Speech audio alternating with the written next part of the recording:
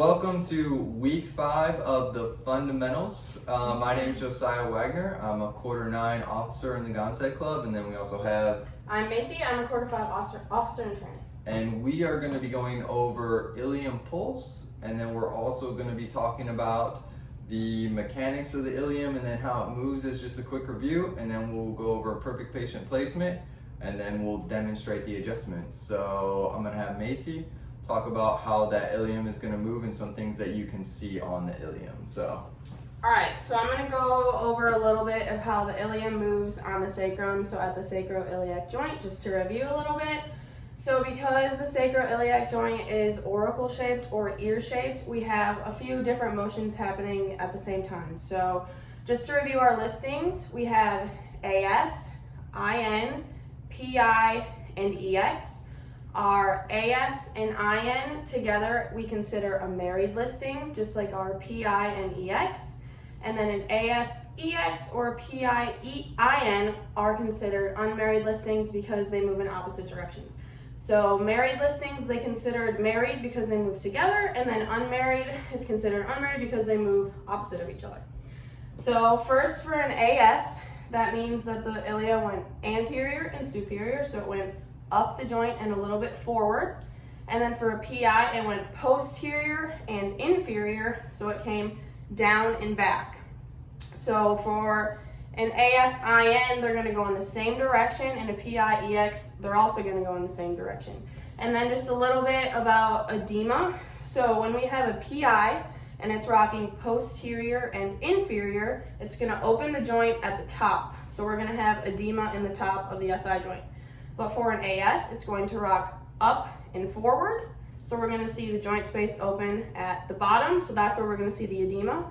For an EX, we can actually see the edema down the whole SI joint. But for an IN, the edema is actually going to be at the front here, which is non-palpable. So the patient is typically going to complain of groin pain. Okay guys, so next we're going to go over perfect patient placement, which is super important, and it's going to make or break the adjustment.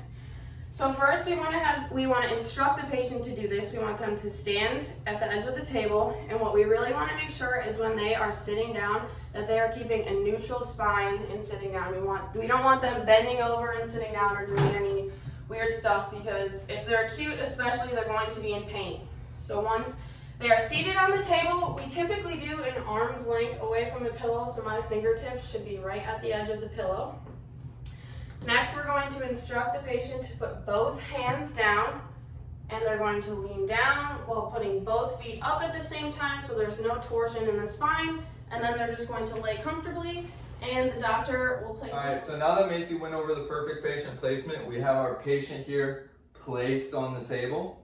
I'm going to go over a couple of the listings. So whenever you want the patient involved side and down, there's going to be an EX component to it, whether it's just like a straight EX by itself, whether it's a PI-EX, or whether it's an AS-EX. So I'm going to cover those ones first, because those ones, you're always going to have the patient hip down.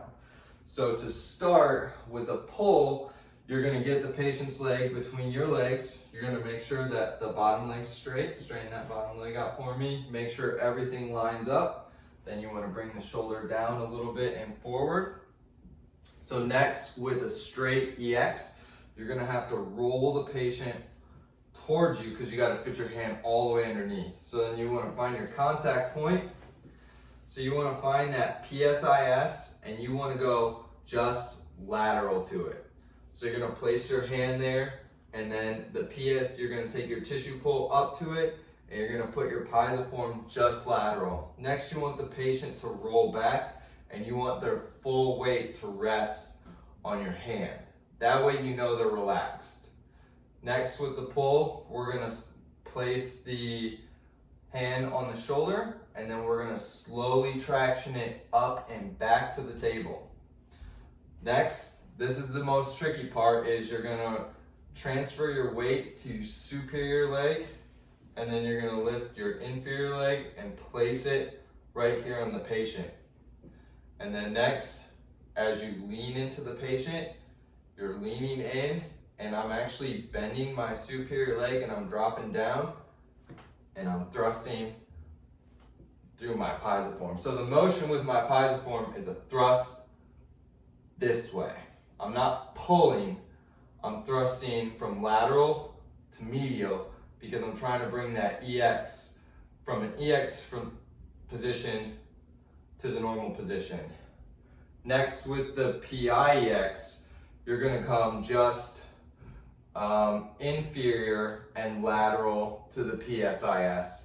So it's going to be the same position. You're going to roll the patient, going to place your hand, and then you're going to tissue pull up to that PSIS. You're going to be just lateral and inferior to it. And then you're going to traction again the shoulder.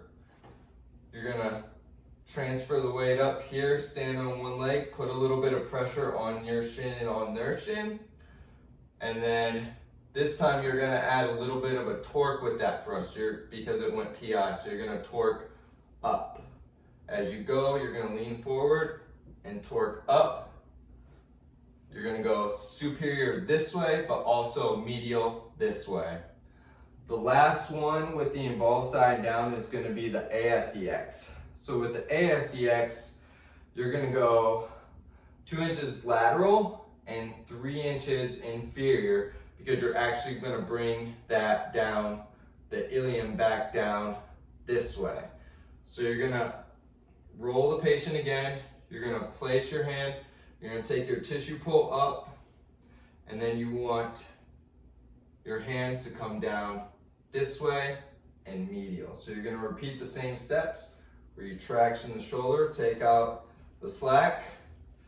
You're going to transfer the weight to the superior leg and then set that leg on top of the patient. And then as you lean in, you're going to go, I'm scooping it, I'm bringing it medial like this through the pisiform, but I'm also bringing it inferior. Now next, with your other two listings that are going to be involved side up, they're going to have an IN component. So with a straight IN or with a PIIN, the patient would be involved side up. So the way you would do the pull there is you would find the PSIS, and for a straight IN, you would come just medial to it with your second, third, and fourth digit. You would traction again here the patient's shoulder. You'd bring the leg up, set that down, and then you'd stand up nice and tall. You'd fall forward. And I'm going from medial to lateral because I'm trying to bring that ilium out from the internal direction. Now, if it's a PIIN, you're going to go just medial the PSIS, and then you're going to go inferior because it went posterior, inferior, and we're trying to bring it back up. So you're going to hear again traction. Going to bring that leg up, put a little pressure into it, take out that slack, and then the thrust is going to be from medial to lateral, but also inferior to superior. So you're going to go, and it's more, you're pushing straight through, you're not pulling, it's actually a finger push. And that's it. You can come on. So that's going to be the basics of the pulls and the mechanics. We hope this video, guys, was helpful for you. If you have any questions, feel free to reach out to us, but make sure that you guys, if anything doesn't make sense, just review some of the previous material that we put out there and have fun with it. Bye, guys. Thank you.